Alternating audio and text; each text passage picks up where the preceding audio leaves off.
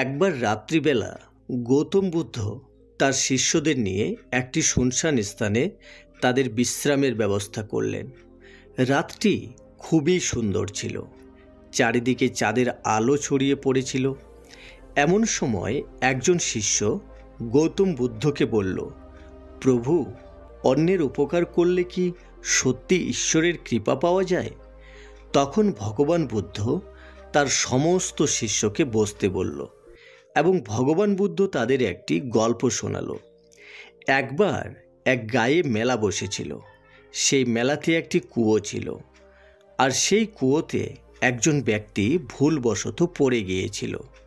মানুষটি অনেক চিৎকার করল, আমাকে বাঁচান, কেউ শুনতে পাচ্ছেন? আমি কুয়োতে পড়ে গেছি। কিন্তু মেলাতে এত শোরগোল ছিল যে তার কথা কেউই শুনতে পাচ্ছিল না।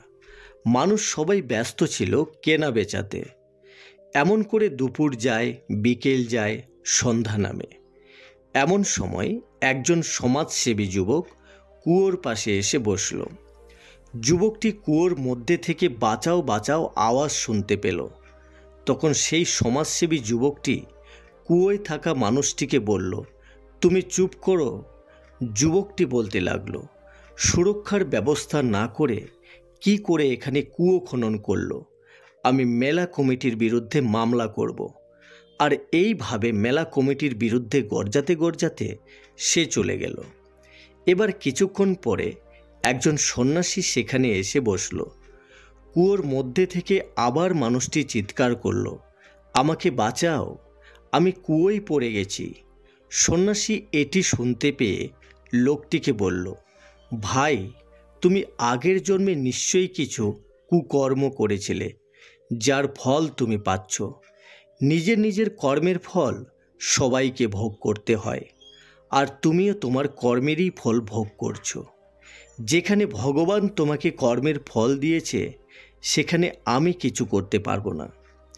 লোকটি বলল, আপনি আগে আমাকে বাঁচান, তারপর আমাকে বোঝাবেন। দয়া করে আমাকে কুয়ো থেকে উপরে তুলুন। সন্ন্যাসী বলল, আমি কর্ম ত্যাগ করেছি, তাই আমি তোমাকে বাঁচাতে পারবো না। আমি গ্রামের মানুষদের বলবো, যদি তারা তোমায় কিছু সাহায্য করে। এই বলে সন্ন্যাসী সেখান থেকে চলে গেল। এরপর একজন ক্লান্ত কৃষক সেখানে এলো। সে ভাবল কুয়ো থেকে জল তুলে তৃষ্ণা মেটাবে। এমন সময় কুয়োর মধ্যে থেকে চিৎকার এলো, আমাকে রক্ষা করো।